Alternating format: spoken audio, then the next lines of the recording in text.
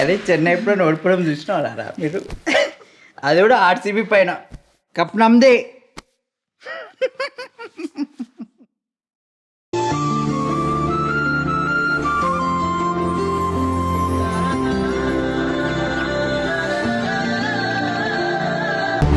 మీరేం బాధపడకండి. ఆ ప్రిన్సిపల్ గారిని కలిశాను. అతను ఖచ్చితంగా ఆ టీచర్ మీద యాక్షన్ తీసుకుంటాడు. అతనికి శిక్ష పడేంత వరకు నేను వదిలిపెట్టను. మీరు ధైర్యంగా ఉండండి. ఆ టీచర్ పోతే ఇంకో టీచర్ వస్తాడమ్మా. ఎక్కడికి పోయినా ఆడపిల్లకు రక్షణ లేదు. ఆడపిల్లని చూడగానే ఆకలితో ఉన్న పులుల్లాగా మీద పడి వేటాడే వెధవలే ఉన్నారమ్మా. అందుకే చదువు మాన్పించేద్దాం అనుకుంటున్నానమ్మా. మీరలా మాట్లాడకూడదు. లోకమంతా ఒకే తీరుండదు. అక్కడక్కడ అలాంటి దుర్మార్గులుంటారు. అలాగని మొత్తం అందరినీ తప్పు పట్టకూడదు. పిల్లల భవిష్యత్తుని తీర్చిదిద్దే టీచర్స్ చాలా మంది ఉన్నారు. ప్రతి మనిషి సక్సెస్ వెనకాల ఒక టీచర్ ఖచ్చితంగా ఉంటాడు.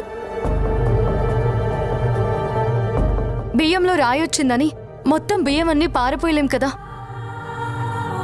ఆ రాయిని ఏరి అవతల వేస్తాం. ఇది అంతే. ఆ కీచక టీచర్కి శిక్ష పడేలా చేసే బాధ్యత నాది. దయచేసి మీరు పిల్లల చదువులు మాత్రం ఆపకండి. పిల్లల్ని బాగా చదివించాలని రెక్కలు ముక్కలు చేసుకుని కష్టపడుతున్నామమ్మా.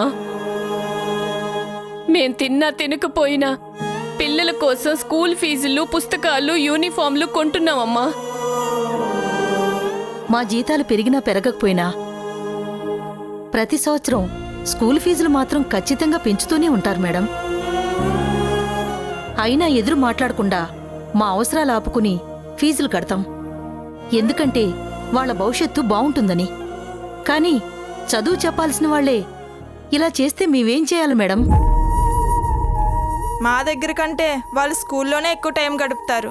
అమ్మ నాన్నల కంటే వాళ్ళనే ఎక్కువ నమ్ముతారు, గౌరవిస్తారు. అలాంటి టీచర్లు ఇంత దుర్మార్గం చేస్తే ఏం చెయ్యాలి? మా పాప అసలు బయటికి రావాలంటేనే భయపడుతోంది మేడం. వాళ్ళ నాన్నను చూసినా భయంతో పారిపోతుంది మేడం. రోజు నాన్న అంటూ ఆప్యాయంగా మాట్లాడే నా బిడ్డ నన్ను చూసి భయంతో వణికిపోతుంటే తట్టుకోలేకపోతున్నాను మేడం. వాణ్ణి చంపేయాలన్నది కోపంగా ఉంది. మీ బాధని నేను అర్థం చేసుకోగలను. నాకు ఇంత వయసున్న కూతురుంది. ఇది మీ ఒక్కరి సమస్యే కాదు. ఇలా ఎంతో మంది ఇలాంటి సమస్యని ఎదుర్కొంటున్నారు. చాలా మంది బాధతో, భయంతో బయటికి చెప్పలేక లోపలే కుమిలిపోతున్నారు. పరువు పోతుందని, పోరాడలేమని వెనకడుగు వేస్తుంటే అలాంటి కీచకులు రోజు రోజుకి పెరిగిపోతూనే ఉంటారు. ప్రభుత్వం పిల్లల ప్రొటెక్షన్ కోసం చాలా చట్టాలు తెచ్చింది. ఎక్కడా పిల్లల ఫోటోలు గాని, పేర్లు గాని బయటికి రావు. అలాంటి దుర్మార్గపు వ్యక్తుల్ని గుర్తించడానికి కూడా కోర్టులో వాళ్ళకి కనిపించకుండా ఏర్పాటు చేస్తారు. అలాంటి రాక్షసుల్ని ఊరికి వదలకూడదు. శిక్ష పడేలా చేయాలి. మీ పిల్లల భవిష్యత్తుకి నాది హామీ. నన్ను నమ్మండి. చూడండి, మీరు ఎప్పుడూ చాలా అలర్ట్గా ఉండాలి. మీకు స్కూల్లో గుడ్ టచ్, బ్యాడ్ టచ్ గురించి నేర్పించారు కదా? అవునక్క. అవునక్క. మీ చుట్టూ ఉన్నవాళ్ళు ఎవరైనా సరే చివరికి మీ నాన్నైనా బ్యాడ్ టచ్ చేస్తే మీ అమ్మకు చెప్పాలి. అర్థమైందా? అలాగే అక్క. అలాగే అక్క. ముందు పిల్లల్లోనే అవేర్నెస్ తీసుకొస్తాను. వీళ్ళకి మంచి చెడుల గురించి అర్థమయ్యేలా చేస్తాను. గుడ్ టచ్, బ్యాడ్ టచ్ గురించి చెప్పాలి. చెప్తాను. May come in sir? కమిన్.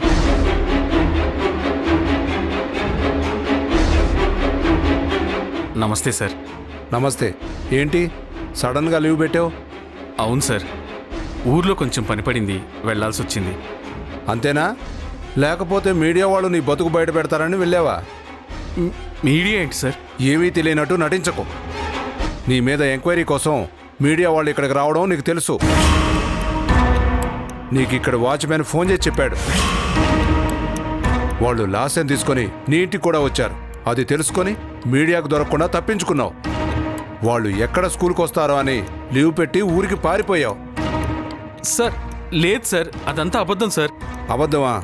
ఉండు, ఆ మీడియా వాళ్ళు వచ్చి నీ బండారం అంతా బయట పెడతారు. నీకు ఫోన్ చేసిన రోజు మీడియా వాళ్ళు నాకు ఎదురుగానే ఉన్నారు తెలుసా? నీ వల్ల మొత్తం స్కూల్కే చెడ్డ పేరు వస్తోంది. అయినా నీకిదేం పోయే కాలం? ఆ పిల్లలకి నీ కూతురు వయసు ఉంటుంది. అలాంటి పిల్లలతో అంత అసభ్యంగా బిహేవ్ చేయడానికి సిగ్గులేదా? లేదు సార్, ఆ లాస్య సరిగా చదవటం లేదు, అందుకే బెదిరించడం కోసం కొట్టానంతే. నన్ను బ్లేమ్ చేయడానికి అబద్ధం చెప్తుంది. ఆ అమ్మాయి అబద్ధం చెప్తుంది, ఓకే. మరి మిగిలిన పిల్లలు కూడా అబద్ధమే చెప్తున్నారా? నువ్వు చేసిన దారుణాలన్నీ నాకు తెలుసు. ఆ పిల్లలందరూ ఇప్పుడు మీడియా చేతిలో ఉన్నారు. వాళ్ళు చెప్పే ప్రతి మాటలోనూ బాధ, వాళ్ళు పడిన మెంటల్ అండ్ ఫిజికల్ టార్చర్ కనిపిస్తోంది. ఇంత చదువుకున్నావు, సిగ్గులేదా? స్టూడెంట్ని సొంత బిడ్డలా చూసుకోవాల్సిన వాడివి పశువులా ప్రవర్తిస్తావా? నీలాంటి వాళ్ళ వల్ల మొత్తం విద్యా వ్యవస్థకే చెడ్డపేరు వస్తుంది. నిన్ను ఊరికే వదిలిపెట్టకూడదు. పోలీసులకు ఫోన్ చేసి నిన్ను అరెస్ట్ చేయిస్తాను. సార్ సార్ వద్దు సార్, సార్ వద్దు సార్, మీ కాళ్ళు పట్టుకుంటాను సార్. సార్ చీలే sir, please sir, please sir. నా బుద్ధి గడ్డి తినింది సార్, నేను చేసిన తప్పే సార్. ఇంకెప్పుడు ఇలాంటి పని చేయను సార్. సార్ నన్ను కాపాడండి సార్. నిన్ను కాపాడితే నన్నెవరు కాపాడతారు? విషయం మీడియా దాకా పోయిందంటే వాళ్ళు ఊరుకుంటారనుకుంటున్నావా? చీల్చి చెండాడతారు. సార్ ఇంకెప్పుడు ఇలా చేయను. తప్పు జరిగిపోయింది సార్. ఈ ఒక్కసారికి నన్ను కాపాడండి సార్. ఎంతైనా ఒకే వర్గం వాళ్ళం. మీరు తలుచుకుంటే నన్ను కాపాడడం పెద్ద కష్టమేమి కాదు సార్. Please sir. నీ మీద ప్రేమతో కాకపోయినా ఈ స్కూల్ పేరు బయటికి వెళితే స్కూల్ రెప్యుటేషన్ దెబ్బతింటుంది. నీ వల్ల మొత్తం పిల్లల్ని మాన్పించేస్తారు. అందుకే కాపాడుకోవాల్సిన కర్మ పట్టింది.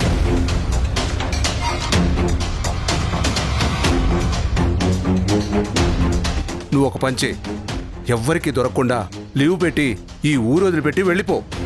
ఆ తర్వాత ఏం చేయాలో కరస్పాండెంట్ గారితో నేను మాట్లాడతాను. అలాగే సార్. Sorry sir. చి అవతలవా.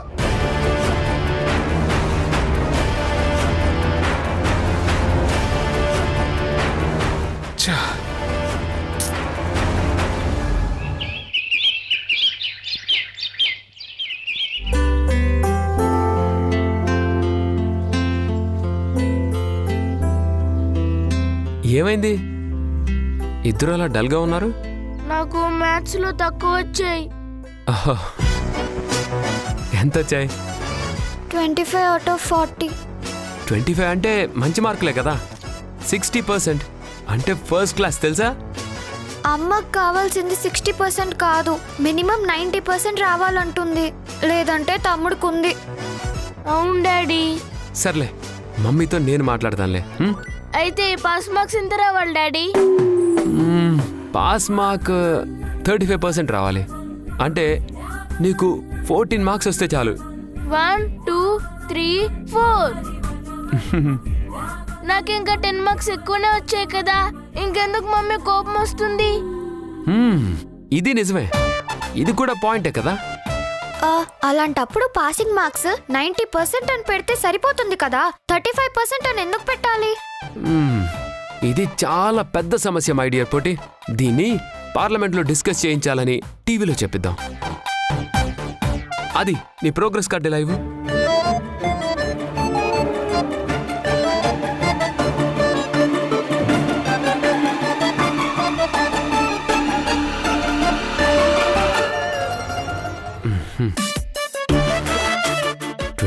ని 35 చేద్దాం.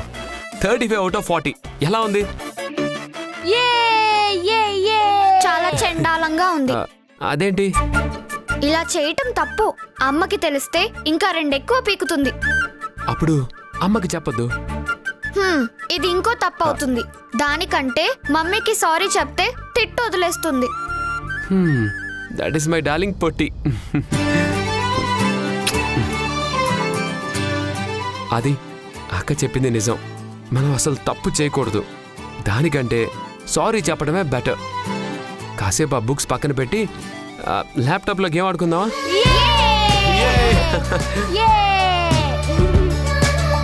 కమాన్ కమాన్.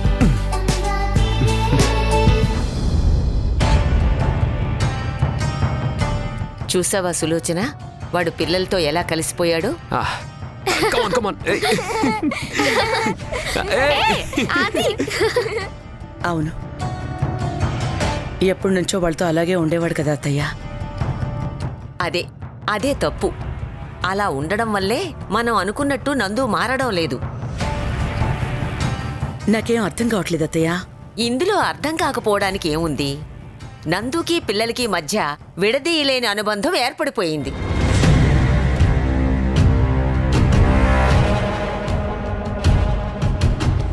వాళ్ళని తన సొంత పిల్లలే అనుకుంటున్నాడు, అలాగే చూస్తున్నాడు. అలాంటప్పుడు తనకంటూ ఓ పిల్లాడో పాపో కావాలని వాడికి ఎలా అనిపిస్తుంది చెప్పు? తండ్రికి పిల్లలకి మధ్య ఉండాల్సిన ప్రేమ మొత్తం వీళ్ళ దగ్గరే దొరికితే ఇక నీ మాట ఎలా వింటాడు, ఎందుకు వింటాడు? ఇంకో బిడ్డని కనాలనే ఆలోచన ఎందుకు వస్తుంది? మరి ఏం చెయ్యాలత్తయ్య? ఇప్పుడు కడుపు నిండుగా అన్నం తినాలి అంటే బాగా ఆకలి వెయ్యాలి. ఆకలి వెయ్యాలి అంటే చిరుతిండి ఏది దొరకకుండా చెయ్యాలి. అర్థం కాలేదు కదా? సరే, నేరుగానే చెప్తాను విను. నీకు వారసులు కావాలంటే రెండు దారులు. ఒకటి, ఆ పిల్లలిద్దరూ నందుకి దూరం కావటం. దానివల్ల నందులో నాకంటూ ఒక వారసుడు కావాలి, నాకంటూ ఒక బిడ్డ కావాలి అనే ఆలోచన వాడిలో మొదలవుతుంది.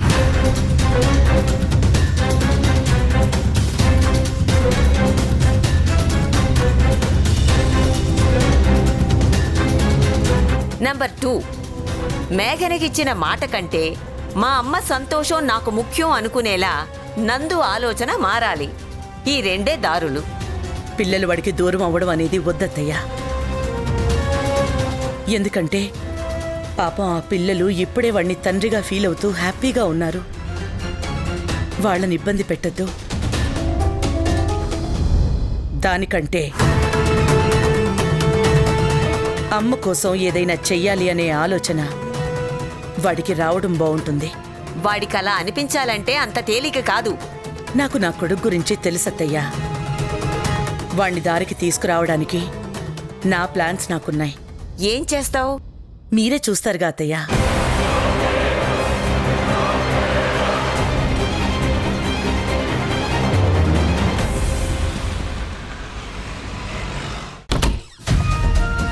మే I come in Aarohi? Yes, come in. Have you sit. నేనే నీకు ఫోన్ చేద్దాం అనుకున్నాను, నువ్వే వచ్చావు. ఎదుగు, ఇది రేపు మనం ఇంటర్వ్యూ చేయబోయే ఓ విఐపికి సంబంధించిన హిస్టరీ. దీన్ని బేస్ చేసుకుని మనం ఇంటర్వ్యూ కండక్ట్ చేస్తున్నాం. ఈ ఇంటర్వ్యూ సెన్సేషనల్ కావాలి. ఆ ఇంటర్వ్యూ చేయబోయేది నువ్వే. ఆరోహి, ఈ ఇంటర్వ్యూ విషయం పక్కన పెడదాం. ఇది నా దృష్టిలో అంత ఇంపార్టెంట్ కాదు. మేఘనా, ఆ గెస్ట్ ఎవరు అనుకుంటున్నావు? Central minister. అతని లైఫ్లో చాలా కాంట్రవర్సీస్ ఉన్నాయి. అది మనం ఓపెన్ చేశామంటే ఛానల్ ఎక్కడికి వెళ్తుంది. నిజమే ఆరోహి, ఆ మినిస్టర్ గారిని ఇంటర్వ్యూ చేస్తే ఛానల్కి మంచి పేరొస్తుంది. అదే నేను చెప్పే ప్రోగ్రాం చేస్తే సోషల్ అవేర్నెస్ వస్తుంది. మన వల్ల ఎంతో మంది ఆడపిల్లలకి మంచి జరుగుతుంది. ఏం ప్రోగ్రాం అది? చిన్నపిల్లలకి మన ఛానల్ ద్వారా మంచేదో చెడేదో తెలిసేలా చేయడం. గుడ్ టచ్ బ్యాడ్ టచ్ గురించి ఒక ప్రోగ్రాం చేద్దాం. ఓ, అందులో కొత్తేముంది? ప్రతి స్కూల్లో ఇప్పుడు అందరికీ నేర్పిస్తున్నారు. అది మ్యాండేటరీ చేశారు కదా. కొత్తగా మనం చెప్పేదేముంది? ఖచ్చితంగా ఉంటుంది. మామూలుగా స్కూల్లో చెప్పేదానికి ఒక ప్రోగ్రాం ద్వారా మనం నేర్పించేదానికి తేడా ఉంటుంది.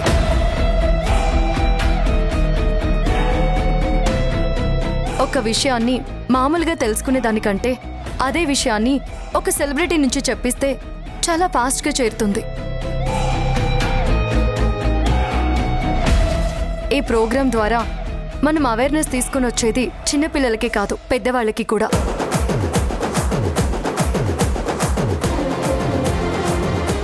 ఆడపిల్లల్ని ప్రతి క్షణం గమనిస్తూ ఉండాలి.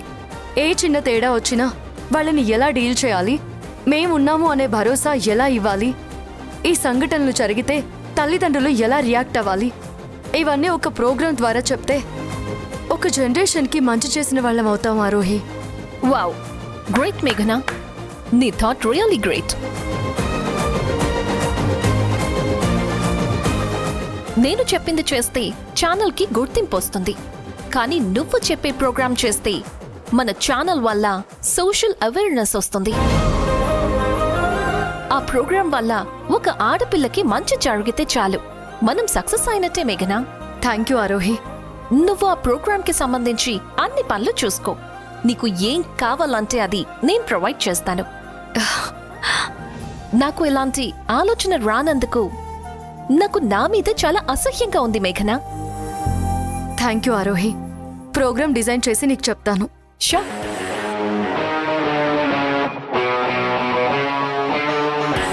ఏంటి మేడం మీరు తను చెబితే వెంటనే ఎస్ అనేశారు? అనాలి బార్బీ, మేఘన నాకు ఎనిమి, అందులో నో డౌట్. కానీ తను చెప్పింది మాత్రం చాలా మంచి ప్రోగ్రామ్. యాజ్ అ లేడీ నేను కూడా ఎలాంటి అవేర్నెస్ ఇవ్వాలని అనుకుంటున్నాను. రోజు చిన్నపిల్లల మీద జరిగే ఇలాంటి అటాక్స్ తో ఎంతో మంది బాధపడుతున్నారు. అలాంటి వాళ్ళకి ఇలాంటి ప్రోగ్రామ్ ఒక ఇన్స్పిరేషన్ కావాలి. ఈ విషయంలో రియల్లీ ఐఎమ్ ప్రౌడ్ ఆఫ్ మేఘనా. ఆడపిల్లల సెల్ఫ్ రెస్పెక్ట్ ని కాపాడే ఈ ప్రోగ్రాంలో నేను పార్ట్ అవ్వడం నాకు చాలా హ్యాపీగా ఉంది బార్బీ.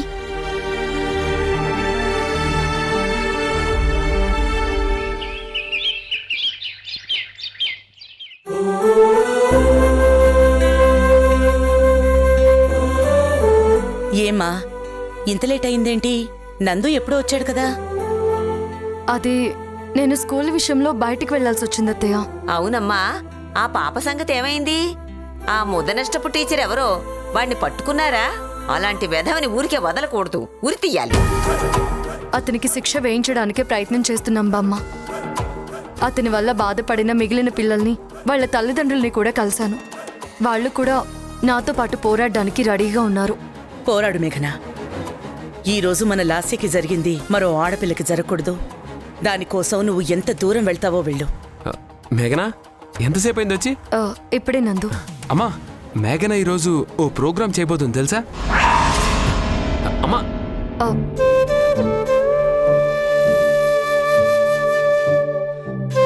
అత్తయ్య, పిల్లలు స్కూల్ నుంచి వచ్చారా? రావడం అయింది. చక్కగా టిఫిన్ చేసి కాసేపు ఆడుకుని లోపల కూర్చుని హోంవర్క్స్ కూడా చేసుకుంటున్నారు. అమ్మా, నాకు భోజనం పెట్టు, చాలా ఆకలేస్తుంది.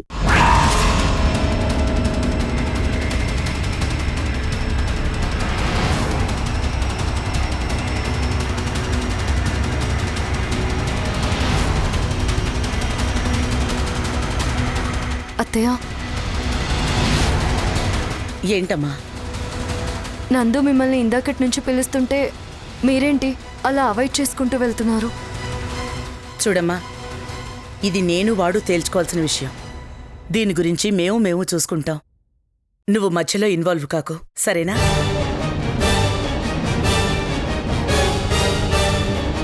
అంటే ఏంటమ్మా, నువ్వు నాతో మాట్లాడవా? ఒరేయ్, మీ అమ్మ నీతో మాట్లాడాలంటే ముందు మీ అమ్మ చెప్పింది నువ్వు చెయ్యాలి.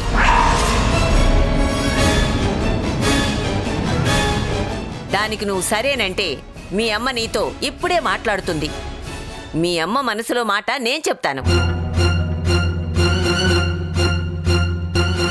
హో, అయితే నా మీద మౌన పోరాటం చేస్తున్నావు అమ్మా?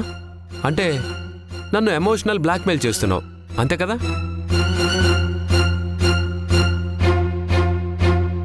చూడమ్మా, మొండితనంలో నేను నీకు కొడుకుని. నీకంటే నాకు మొండితనం చాలా ఎక్కువ. ఆ విషయం నీకు కూడా చాలా బాగా తెలుసు. నువ్వు మాట్లాడను అంటే నేను భయపడిపోయి నాకు నచ్చని పని చేస్తాను అనుకోవడం నీ భ్రమ. అంటే ఏమిట్రా? మీ అమ్మ నీతో మాట్లాడను అన్నా గాని నీకు లెక్కలేదు, అంతేగా?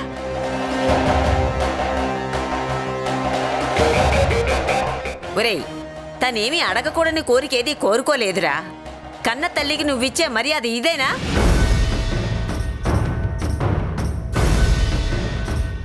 అమ్మ కోసం ప్రాణం ఇవ్వమన్నా ఇస్తాను. తల్లిని పువ్వుల్లో పెట్టుకొని చూసుకుంటాను. అమ్మని ఒక దేవతలా ఆలోచిస్తాను. కానీ నేనిచ్చిన మాట తప్పమంటే మాత్రం నేను వినను.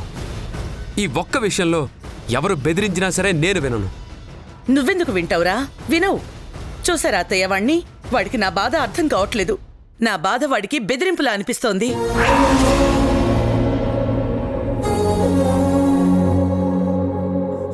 వాడు పుట్టి బుద్ధెరిగిన తర్వాత ఏది కావాలన్నా అమ్మా అమ్మా అంటూ నా చుట్టే తిరిగేవాడు. ఏది అవసరమైనా ఇది ఇస్తావా చస్తావా అని వెంటపడి సాధించుకునేవాడు.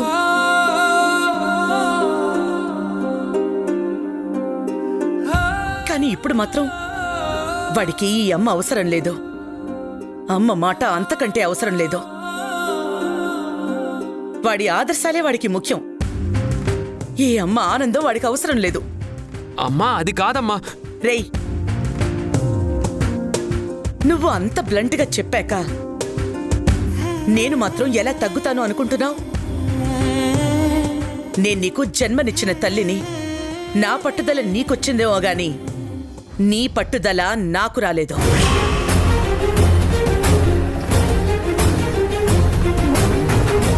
ఈ విషయంలో మాత్రం నువ్వెన్ని చెప్పినా నేను వినను. నా మాట వినకపోతే బహుశా నువ్వు వినే ఆఖరి మాట ఇదే అవుతుందేమో.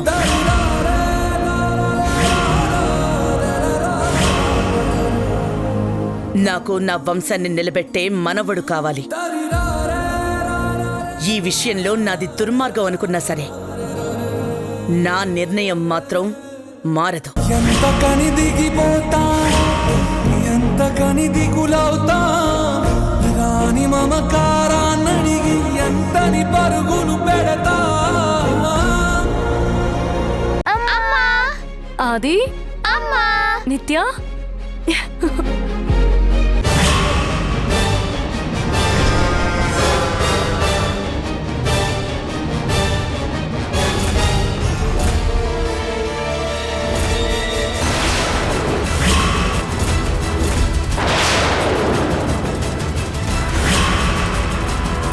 మమ్మీ ఏం కాదు నాన్న. జనరల్గా నేను ఏమైనా అనుకుంటా కదరా, అంటే మైండ్కి ఏమైనా క్రియేటివ్ థాట్స్ వస్తాయి కదా, అవి ఇట్లా అనుకుంటా అట్లా జరిగిపోతారా? అది అలా జరిగిపోతుంది అంతే. కాదురా, అది అయ్యేంత వరకు నువ్వు జనాల్ని కాబట్టి జరుగుతుంది.